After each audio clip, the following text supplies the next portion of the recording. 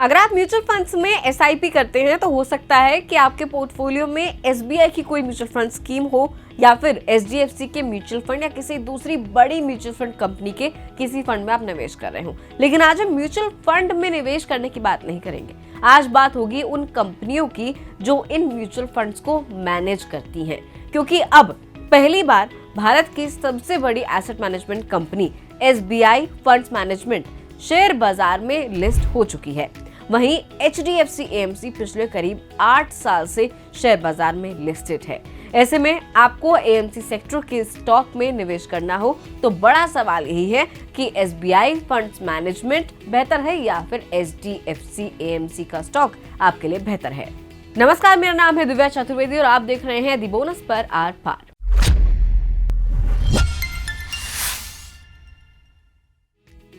सबसे पहले समझ लेते हैं कि आखिर एएमसी यानी एसेट मैनेजमेंट कंपनी होती क्या है। मान लीजिए आपने हर महीने 5,000 की म्यूचुअल फंड एसआईपी शुरू की। आपका पैसा सीधे शेयर बाजार में जाकर निवेश नहीं हो जाता। इस पैसे को मैनेज करने का काम एएमसी ही करती है। यही कंपनी तय करती है कि किस शेयर में निवेश करना है, किस सेक्टर में आपका पैसा लगाना है, कब किस स्टॉक को खरीदना है या कब किस स्टॉक को आपके लिए बेचना है। इसके लिए कंपनी अपने पास फंड मैनेजर, रिसर्च टीम और पूरी इन्वेस्टमेंट टीम रखती है।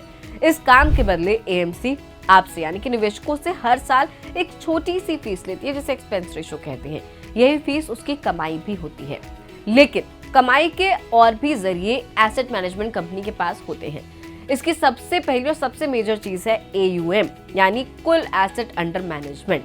आसान भाषा में ये वो कुल पैसा है जिसे कंपनी निवेशकों की ओर से मैनेज कर रही होती है। जितना बड़ा एयूएम होगा उतना बड़ा कंपनी का यानी कि म्यूचुअल फंड हाउस का बिजनेस होगा और उतना ही ज्यादा फीस कमाने का मौका भी उसे मिलेगा। इसी मामले में एसबीआई फंड्स मैनेजमेंट पूरे देश में नंबर 1 है।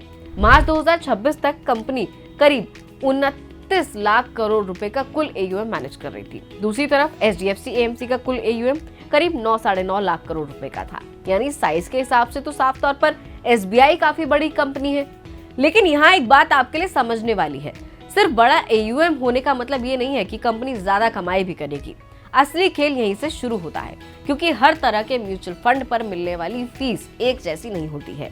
एक्टिव इक्विटी म्यूचुअल फंड्स यानी कि जो सीधे शेयर बाजार में आपका पैसा लगाते हैं और एक्टिवली उसे फंड मैनेजर मैनेज करता है, उस पर एएमसी को सबसे ज्यादा फीस मिलती है। डेट फंड्स पर उससे कम मिलती है और इंडेक्स फंड्स या ईटीएफ्स पर सबसे कम फीस मिलती है। इसलिए दो कंपनियों के पास अगर बराबर का एसेट अंडर मैनेजमेंट यानी कि पैसा है भी, तब भी उनकी कमाई अलग अलग हो सकती है। यही एचडीएफसी एएमसी की सबसे बड़ी ताकत सामने आती है। कंपनी के कुल एयूएम का करीब 67% हिस्सा एक्टिव इक्विटी फंड्स में है, जहां फीस ज्यादा मिलती है। इसके अलावा एचडीएफसी एएमसी के मैक्सिमम इक्विटी फंड्स का प्रदर्शन भी पिछले 3 सालों में काफी अच्छा रहा है। इसका फायदा ये होता है कि निवेशकों का एएमसी पर विश्वास बना रहता है, भरोसा बढ़ता है और कंपनी अच्छी फीस भी रेगुलर बेसिस पर कमाती रहती है। दूसरी तरफ SBI funds management passive funds, index funds और ईटीएफ्स में देश की सबसे बड़ी कंपनी है। इसके अलावा ईपीएफओ और कई बड़े इंस्टीट्यूशंस का पैसा भी यही मैनेज होता है। हालांकि इन कैटेगरी में फीस काफी कम होती है, जैसे कि मैंने आपको पहले बताया। इसीलिए एसबीआई के पास एयूएम तो ज्यादा है, लेकिन हर 1 रुपए के एयूएम से होने वाली कमाई एचडीएफसी की तुलना में थोड़ी कम रह जाती है। एएमसी बिजनेस की एक और खासियत होती है जिसे ऑपरेटिंग लेवरेज कहा जाता है। इसे आसान भाषा में समझिए, एक एग्जाम्पल के जरिए समझिए। मान लीजिए आपने एक स्कूल शुरू किया। शुरुआत में आपको बिल्डिंग बनानी पड़ेगी, स्कूल की टीचर रखने पड़ेंगे, स्टाफ रखना पड़ेगा, इसके अलावा बाकी सारे इंतजाम करने पड़ेंगे। लेकिन उसके बाद अगर बच्चों की संख्या उस स्कूल में बढ़ जाती है तो आपकी कमाई तो तेजी से बढ़ेगी, जबकि खर्च आपका उतना ही रहेगा। आपको स्टाफ तो बार बार चेंज नहीं करना है। एएमसी का बिजनेस भी बिल्कुल ऐसे ही काम करता है। एक बार रिसर्च टीम रख ली, फंड मैनेजर और सिस्टम तैयार हो जाए तो उसके बाद ज्यादा पैसा मैनेज करने में एक्स्ट्रा खर्चा बहुत कम आता है। यही वजह है कि एएमसी कंपनियों का प्रॉफिट मार्जिन करीब 70% तक पहुंच जाता है, जो किसी भी इंडस्ट्री के हिसाब से काफी शानदार माना जाता है। अगर दोनों कंपनियों की कमाई देखें यानी कि एचडीएफसी एएमसी और एसबीआई फंड्स मैनेजमेंट, तो तस्वीर काफी इंटरेस्टिंग है। देखिए, फाइनेंशियल ईयर 2025-26 में एसबीआई फंड्स मैनेजमेंट का रेवेन्यू करीब 4,390 करोड़ रुपए के आसपास रहा और नेट प्रॉफिट करीब 67 करोड़ रुपए के आसपास रहा, यानी कंपनी का प्रॉफिट मार्जिन लगभग 70% रहा। वहीं एचडीएफसी एएमसी का रेवेन्यू करीब 4,122 करोड़ रुपए के आसपास और नेट प्रॉफिट करीब 2,858 करोड़ रुपए के आसपास रहा। इसका प्रॉफिट मार्जिन भी करीब 69% रहा, यानी दोनों कंपनियां हर 100 रुपए की कमाई पर लगभग 70 रुपए का मुनाफा कमा रही हैं।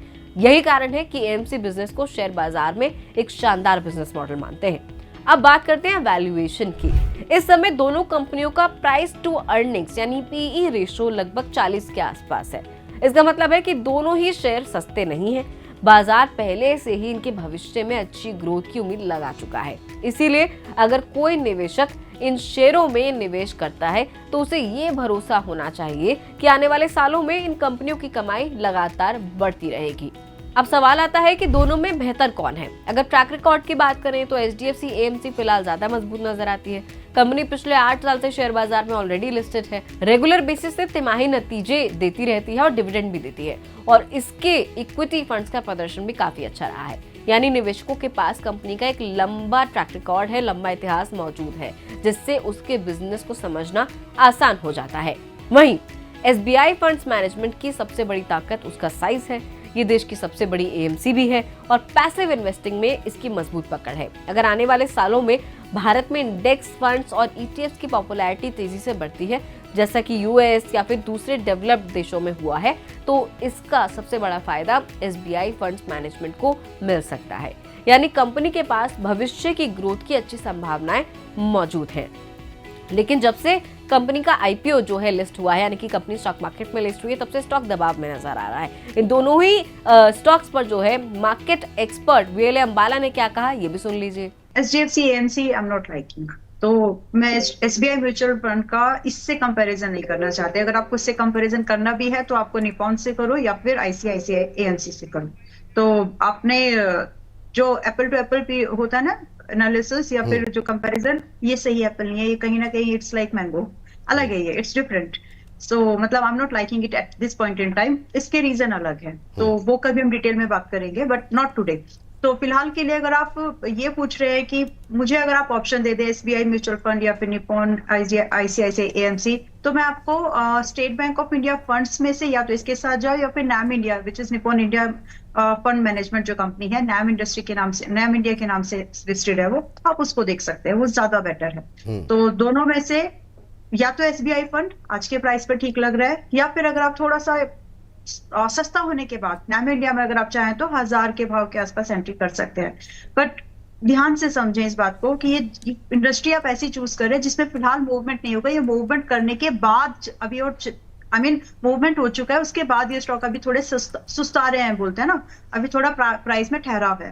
तो स्टेट बैंक ऑफ इंडिया जीत जाएगा इस कंपैरिजन में अगर आप 6 महीने से साल भर के नजरिए पर इसमें बने रहना चाहते हो।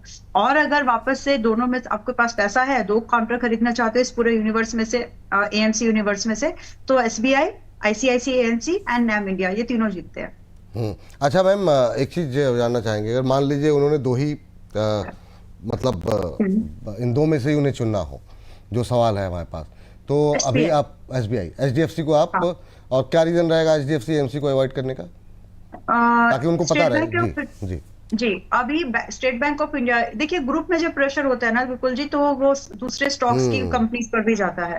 बिकॉज एचडीएफसी बैंक में अभी प्रेशर और मतलब साइडवेज टू डाउनसाइड मूवमेंट रहेगा, इसीलिए उस ग्रुप की कोई भी लिस्टेड कंपनी अगर है तो मैं वहां पर भी सेम काइंड ऑफ मूवमेंट अभी एक्सपेक्ट कर रही हूँ। तो ये एक तो बात ये हो गई, और यही मेन बात है। बाकी वैल्यूएशन पीयर्स कंपेरिजन करेंगे तो सब आसपास, ये कोई ज्यादा महंगा सस्ता नहीं है। हालांकि एसबीआई में निवेश करने से पहले कुछ बातें ध्यान रखना आपके लिए जरूरी है। कंपनी अभी शेयर बाजार में लिस्ट हुई है, इसीलिए पब्लिक कंपनी के तौर पर इसका कोई लंबा ट्रैक रिकॉर्ड नहीं है। इसके आईपीओ से कंपनी के पास नया पैसा भी नहीं आया, क्योंकि पूरी तरीके से ऑफर फॉर सेल था, यानी पुराने शेयरधारकों ने अपने शेयर बेचे थे। इसके अलावा कंपनी का एक बड़ा हिस्सा कुछ बड़े डिस्ट्रीब्यूटर्स और कुछ बड़ी स्कीम्स पर निर्भर है।